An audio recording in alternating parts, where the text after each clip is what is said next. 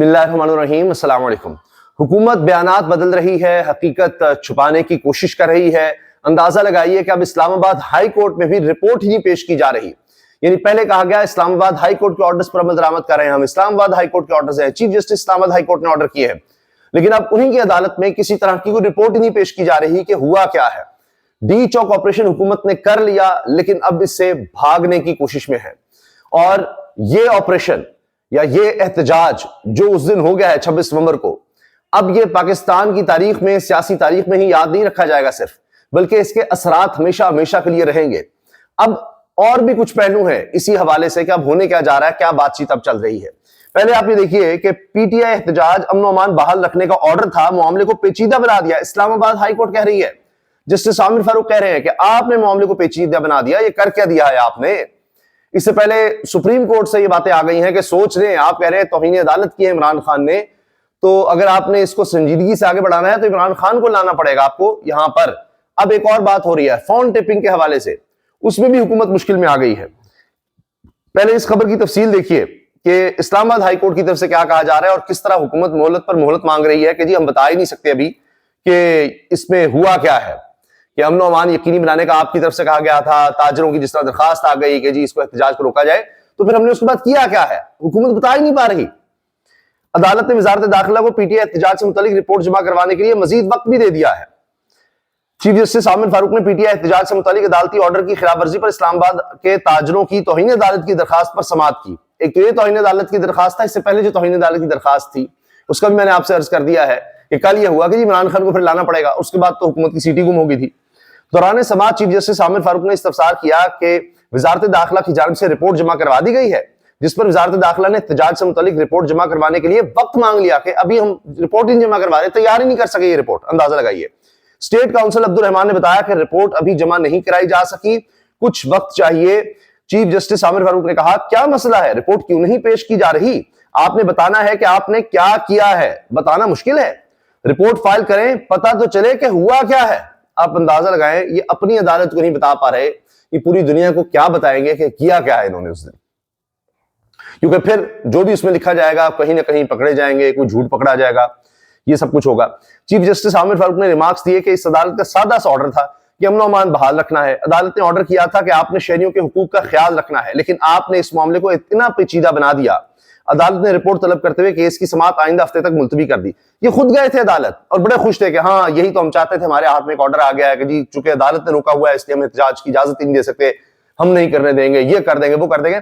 उस वक्त भी आमिर फारूक साहब तक कहते रहे, chief justice Islamabad high court, जिन पर तहरीके इंसाफ इमरान खान अदम इत्मीनाद करते हैं, वो कहते रहे कि ये आपने क्या किया, हमारे ऑर्डर को इस्तेमाल किया कि नहीं ये नहीं करने देंगे, फलां नहीं करने देंगे, आप उसको लिए फिरते रहे और उसका इस्तेमाल करते रहे। हुकूमत ने संजीदा मुज़ाकरात ना किए तो 14 दिसंबर से सिविल नाफरमानी का ऐलान होगा, तहरीक इंसाफ की तरफ से कहा जा रहा है। और शौकत यूसुफ से ही ने ये बयान दिया है। हमारे खानदान के खानदान उजड़ गए, बाप ने बेटे का जनाजा उठाया, गोली चले तो नस्लें याद रखती हैं, ऐवान के लिए भी सोग का दिन है, ये बैरिस्टर गौहर ने ऐवान में कहा है। जिनाउस हमला केस, खवातीन समेत 8 पीटीआई कारकुनान बेगुनाह करार। अब ये जो बेगुनाह खुद जेआईटी ने करार दिए हैं, कोई अदालत से नहीं, हुकूमत की बनाई जेआईटी ने, जिसमें हुकूमत के लोग बैठे हैं, वो कह रहे हैं बेगुनाह है। अब मुझे बताइए, इतना अरसा जो उन लोगों के साथ होता रहा, जो सुलूक होता रहा, उसका जिम्मेदार कौन है? अलबत्ता हसन न्याजी जो इमरान खान साहब के भांजे हैं, जो पहले ही जेर हिरासत है, उनकी बहन को भी जेआईटी ने मुजरिम करार दे दिया है। फजल न्याजी साहब की बेटी को जेआईटी ने मुजरिम करार दे दिया है। तो बहरहाल जेआईटी तो हुकूमत की, अब देखते हैं इसमें आगे क्या होता है, अदालतों में क्या सबूत आते हैं। कानून हर किसी को हर फोन टेपिंग की इजाजत नहीं देता। सुप्रीम कोर्ट का आईनी बेंच, यह हुकूमत का बनाया गया आईनी बेंच है, हुकूमत की तरमीम के जरिए बनाया गया आईनी बेंच है, जो कह रहा है कि ये क्या कर रहे हैं आप। और आईनी बेंच ने फोन टेपिंग से मुतालिक केस में एडवोकेट जनरल को नोटिस जारी कर दिए हैं। जस्टिस मीनुद्दीन की सरबराही में सुप्रीम कोर्ट के 7 रुकनी आईनी बेंच ने फोन टेपिंग से मुतालिक केस की समाअत की। जस्टिस मोहम्मद अली मजहर ने इस्तफसार किया, क्या फोन टेपिंग से मुतालिक कोई कानून साजी हुई? एडिशनल अटॉर्नी जनरल ने जवाब दिया कि 2013 से कानून मौजूद है, जिसके मुताबिक आईएसआई और आईबी नोटिफाइड हैं। कानून में फोन टेपिंग का तरीकाकार है और अदालती निगरानी भी कानून है। जस्टिस मोहम्मद अली मजहर ने रिमार्क्स में कहा कि कानून के मुताबिक फोन टेपिंग के लिए सिर्फ जज इजाजत दे सकता है। क्या किसी जज को इस मकसद के लिए नोटिफाई किया गया है? जस्टिस जमाल मंदोखेल ने कहा कि फोन टेपिंग का कानून मुबहिम है। आईनी बेंच के सरबराह जस्टिस अमीनुद्दीन खान ने रिमार्क्स दिए कि हमें रिपोर्ट्स या कानून में दिलचस्पी नहीं बल्कि नताइज चाहिए। एडिशनल अटॉर्नी जनरल ने बताया कि जज की नामजदगी बारे मुझे इल्म ही नहीं, मुझे नहीं पता।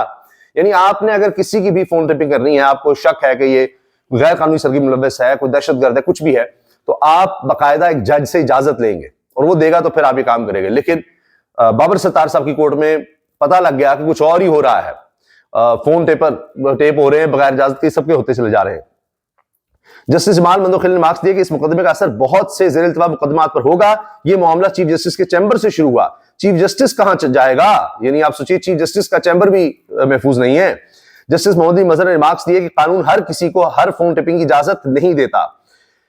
एडवोकेट ऑन रिकॉर्ड ने कहा इस मुकदमे में दरखास्त गुजार मेजर शब्बर से राबता नहीं हो रहा, जबकि मेजर शब्बर के वकील भी गुज़श्ता साल फौत हो चुके हैं।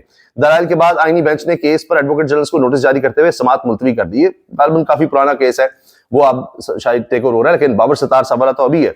अब वो भी मामला हुकूमत के गले पड़ता नजर आता है, लेकिन उन्होंने फिलहाल उसमें कुछ ना कुछ रिलीफ लिया हुआ है। कौमी असम्बली इजलास से पीपल्स पार्टी अरकान का एहतजाजन वॉकआउट, ये एक नया मसला बना हुआ है। पीपल्स पार्टी और नून लीग के दरमियान नूरा कश्ती ज्यादा होती चली जा रही है और ये नूरा कश्ती चलती रहनी है। पीपीपी और एमक्यूएम ने हुकूमत को आड़े हाथों लिया और पीपल्स पार्टी के चंद अरकान ने एहतजाजन वॉकआउट भी किया।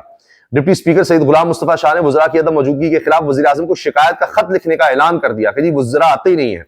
ये पार्लियामेंट क्या है, एक ऐसी एक बस फोरम बना हुआ है, आके जनाब कुछ तकरीरें वगैरह कर दें, जो कानून साजी होनी है वो तो कहीं और से ऑर्डर आना है और हो जानी है, जो ऑर्डर आएगा वो होगा। वजीरों ने यहाँ के क्या करना है, वो आते हैं सिर्फ जाहिर है कि तनख्वाहें लेने के लिए, मराहत लेने के लिए, इसीलिए और आए और अपनी तनख्वाहें लें और जाएं। यहाँ ये काम थोड़ी है किसी के लिए कोई काम होना है, कोई मुल्क के लिए, अवाम के लिए कानून साजी इसलिए होनी है, नहीं, यहाँ 26वीं आईनी तरमीमें होनी है, जहां से अवाम का और गला घोटा जा सके, जहां से सुप्रीम कोर्ट को ज़िबा किया जा सके।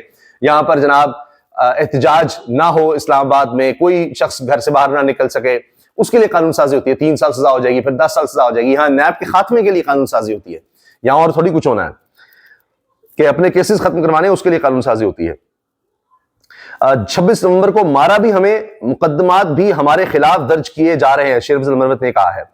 पीटीआर हुकूमत के दरमियान मुज़ाकरात, हामिद रजा की तस्दीक, बैरिस्टर गौहर की तरदीद, लेकिन हमारे सोर्सेज यही कहते हैं जी मुज़ाकरात चल रहे हैं। आज की 2 बड़ी खबरें, ये बहुत खूबसूरत खबरें निकाली किस्मत खान साहब ने, और ये एक जियो न्यूज की और एक डॉन न्यूज की। लाहौर समेत पंजाब भर के बेशतर सरकारी अस्पताल मुफ्त अद्वियात और मुफ्त टेस्टों की सहूलत से महरूम, जियो न्यूज। और मरीम नवाज साहिबा को खबर दे जो चीन के सरकारी दौरे पर, सो कॉल्ड सरकारी दौरे पर हैं, उनको बताया जाए कि ये हो रहा है आपके पीछे से। पंजाब हुकूमत ने रावलपिंडी में नून लीग और पीपल्स पार्टी के अरकान असेंबली की स्कीम्स के लिए 4.72 अरब के फंड्स, 4.5 अरब रुपए के फंड्स जारी कर दिए। किसके लिए?